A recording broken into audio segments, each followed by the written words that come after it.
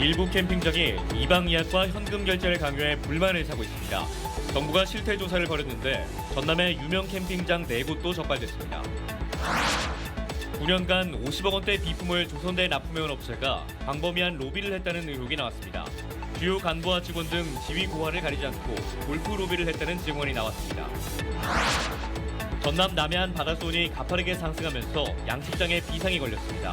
고수온에 이어 적조 발생까지 우려되면서 철저한 대비가 필요합니다. AI 인력 양성을 총괄하는 스마트 인재원이 광주에 문을 열었습니다. 지역 AI 기업들의 인력난 해소에 핵심적인 역할을 할 것으로 기대됩니다. 여러분 안녕하십니까? KBC 8시 뉴스 시작합니다.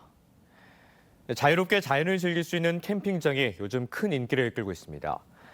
그런데 일부 캠핑장이 이방 예약과 현금 결제를 강요하는 등 횡포를 부려 불만을 사고 있습니다. 정부가 전국을 대상으로 실태 조사를 벌였는데 전남의 유명 캠핑장 4곳도 적발됐습니다. 보도에 조경원 기자입니다. 온라인에서 평가가 좋고 평점이 높은 전남의 한 유명 캠핑장. 예약을 위해 플랫폼에 접속해보니 사이트별로 최소 2박이라는 문구가 눈에 띕니다. 사실상 2박 이상의 예약을 강요하는 것으로 이용자들은 울며 겨자 먹는 심정으로 결제할 수밖에 없습니다. 보통은 1박 2일로 주말에 갔다 오는데 2박 예약이 우선이다 보니까 돈이 좀 아깝더라도 일요일까지 예약을 해서 일요일 일찍 나오는 경우가 많은 것 같아요. 특히 2박 이상 예약은 언제든지 가능하지만 하룻밤만 자는 경우 예약 가능 일자가 매우 제한돼 이용하기가 쉽지 않습니다.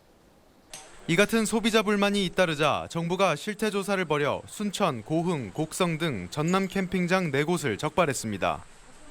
이 캠핑장들은 2박 우선 예약제를 운영하고 있고 현금 결제 강요는 물론 환불 약관도 제대로 갖추지 않은 것으로 드러났습니다. 24시간 이내 입금이 들어와 예약 완료가 되니까 그런 규정 때문에 막 현금 내라가 아니에요. 오신 분들은 오셔갖고 카드로 다 하셔요.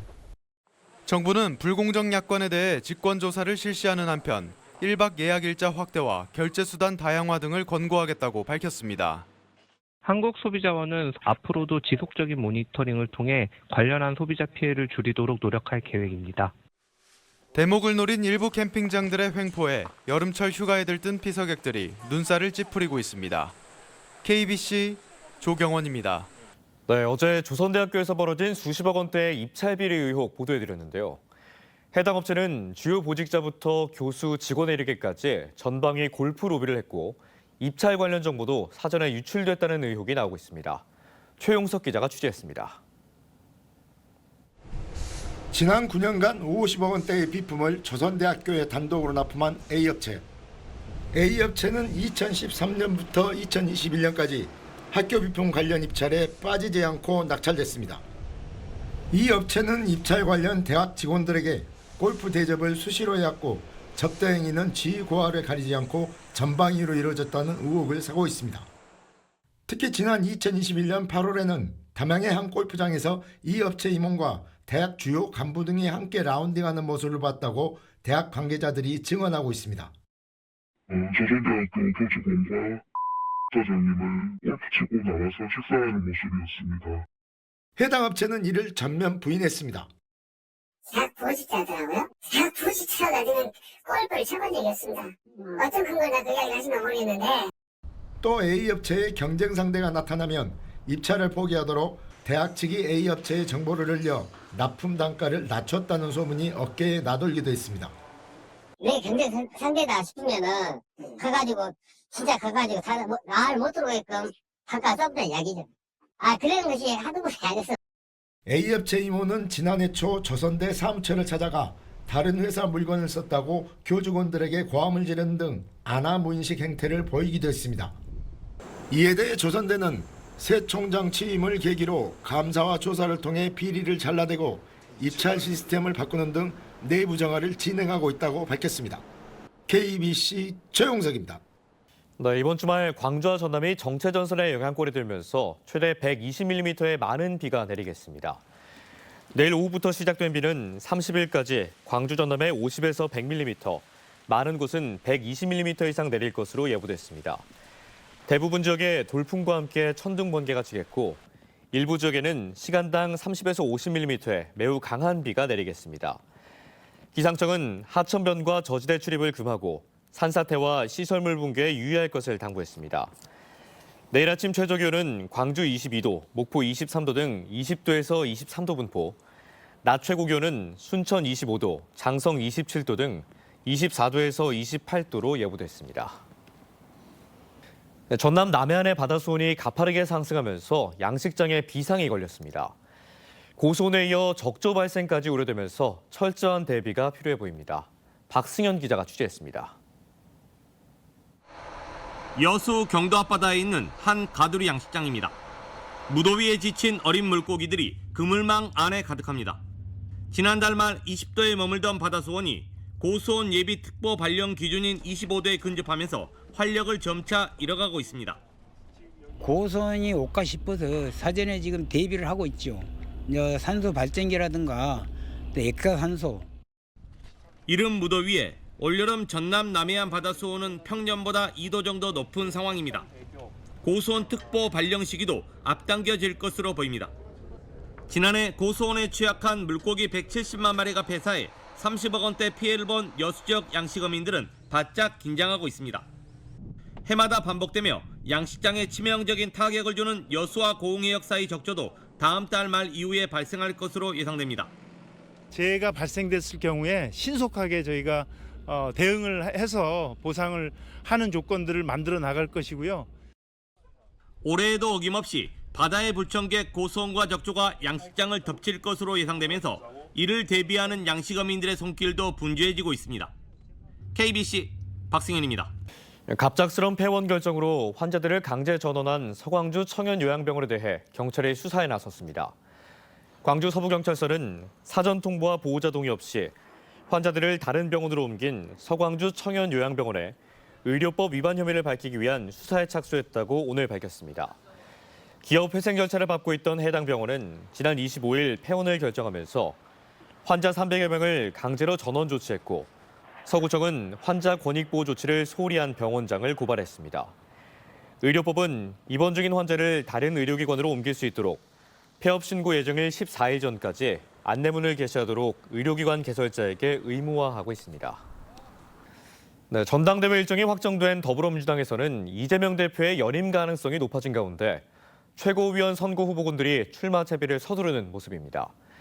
최근 전당대회 때마다 연거푸 고배를 마셨던 호남 출신 인사들이 이번엔 최고위원의 이름을 올릴 수 있을지 주목됩니다. 김재현 기자가 보도합니다. 광주 유일의 재선 의원인 민형배 의원은 일찌감치 최고위원 출마 뜻을 밝혔습니다. 이미 지난 총선 과정에서 재선에 성공하면 최고위원에 도전하겠다고 했던 민 의원은 최근 지역 기자들을 만난 자리에서도 출마 의사를 분명히 했습니다. 22대 국회 개원과 함께 주요 당직을 맡는 등 핵심 친명 그룹으로 분류된 민 의원은 전국적인 인지도를 바탕으로 강성 당원들의 지지를 기대하고 있습니다.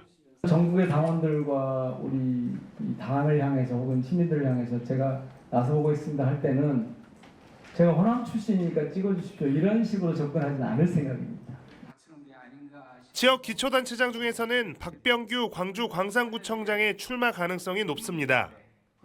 노동계 출신으로 광주광역시 경제부시장 등을 지내며 광주형 일자리 출범에 큰 역할을 한 박 구청장은 일자리와 경제 분야 전문가로서 당에 기여하는 방법을 고민 중입니다.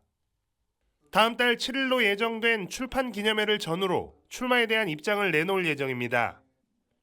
지역구가 겹치는 민 의원과의 지지층 중복에 대한 우려에 대해서는 서로가 정치검찰 개혁과 일자리 경제 개혁이라는 다른 분야에 집중하고 있어 큰 문제가 없다는 입장입니다.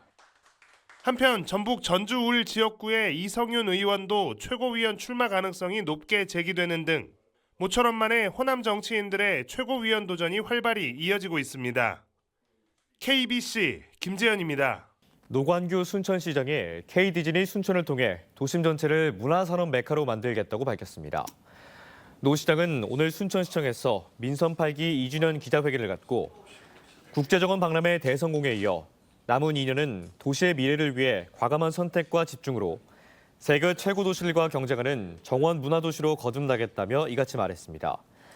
전남도의 의과대학 공모에 대해서는 정부에서 만일 전남 신설의대를 발표하면 순천대가 당연히 독자적으로 신청할 것이라며 순천대 독자 추진 의사를 거듭 강조했습니다. AI 중심 도시 광주에 AI 실무 인재와 강사 양성을 총괄하는 스마트 인재원이 문을 열었습니다. 체계적인 AI 융합 인재 양성을 통해 지역 AI 기업들의 인력난을 해소하는 데 핵심적인 역할을 할 것으로 기대됩니다. 정경원 기자가 보도합니다. 모니터 앞에 앉은 교육생들이 강사의 한마디 한마디에 귀를 기울입니다. 335 모인 교육생들은 토론을 통해 문제를 해결합니다. 광주 동구의 스마트 인재원이 문을 열었습니다. 교육생들은 AI 기술을 배우고 이를 접목해 기업이 요구하는 실무형 AI 인재로 한 걸음씩 내딛고 있습니다. 파이썬, 데이터베이스, 그리고 추후에는 자바나 딥러닝, 그리고 AIoT 등 다양한 수업을 듣는 것으로 알고 있습니다. 스마트 인재원은 인공지능 사관학교 등 AI 전문 인력 양성의 허브 역할을 해온 스마트 인재 개발원과 강사 양성과 연구 용역을 수행하는 AI 캠퍼스를 총괄하고 있습니다. 인공지능과 빅데이터, 클라우드, IoT 등 4차 산업혁명 핵심 기술은 물론 이를 서비스와 융합하는 교육까지 망라하고 있습니다. 특히 기술 교육뿐 아니라 친구나 멘토와 토론을 통해 더 나은 방안을 찾아내는 이른바 공유 공감형 인재 양성에 힘을 쏟고 있습니다. 전 산업 분야에 이제 AI라는 기술이 무조건 필수 기술이기 때문에 이런 전 산업 분야 본인의 전공과 그리고 AI 기술을 융합할 수 있는 인재를 양성하는 게 저희의 교육이라고 생각해 주시면 될 것 같습니다. 실무형 인재 양성에 집중하고 있는 스마트 인재원이 AI 중심 도시의 한 축인 인력 문제에 숨통을 틔울 것으로 기대를 모으고 있습니다. KBC 정경원입니다. 교육발전특구 2차 시범지역 지정을 위한 업무 협약이 체결됐습니다. 전남도와 도교육청을 비롯해 교육발전특구 지정을 신청한 여수와 담양 등 14개 시군은 지역별 특성에 맞는 교육을 펼칠 수 있는 특구에 지정되기 위한 공동협력을 펼치기로 했습니다. 교육발전특구로 지정되면 지역인재 양성과 정주 기반 마련을 위해 3년간 최대 100억 원을 지원받을 수 있습니다. 지난 2월에는 광주시와 목포, 나주 등 7개 기초자치단체가 교육발전특구 1차 시범지역으로 지정된 바 있습니다. 보도방 이권 다툼에 칼부림까지 벌어졌던 광주 첨단지구에서 성매매를 알선하며 수억 원대의 수익을 낸 보도방 업주가 구속됐습니다. 광주 광산경찰서는 4개월 동안 첨단지구에서 직업알선 미등록 업체를 운영하며 여성 접객원 40여 명을 유흥주점에 알선해 7억 원을 챙긴 45살 남성 A씨를 구속했습니다. 광주 전남 현직 소방관들이 음주운전을 하다 경찰에 잇따라 적발됐습니다. 광주 서부경찰서는 지난달 20일 밤 11시쯤 서구 유촌동의 한 도로에서 혈중 알코올 농도 면허 취소 상태에서 운전대를 잡은 영암소방서 직원을 입건해 조사하고 있습니다. 또 지난 26일 새벽 2시쯤 서구 광천사거리에서 음주운전을 하다 경찰 단속에 적발된 광주 동부소방서 소속 50대 소방관을 붙잡아 조사하고 있습니다. 전라남도 관광지 순환버스 남도 한 바퀴가 여름 코스 운행을 시작했습니다. 광주 유스케어와 KTX 광주 송정역에서 출발하는 남도 한 바퀴 여름 코스는 목포 해남 동화속 코스와 여수 고흥 힐링로드 등 28개 코스로 구성됐습니다. 3월부터 지난달까지 운행한 봄 코스에는 만여 명이 이용했습니다. 친환경 벼농사 농법으로 꼽히던 왕우렁이가 오히려 피해를 끼치자 전남도가 방제에 나섰습니다.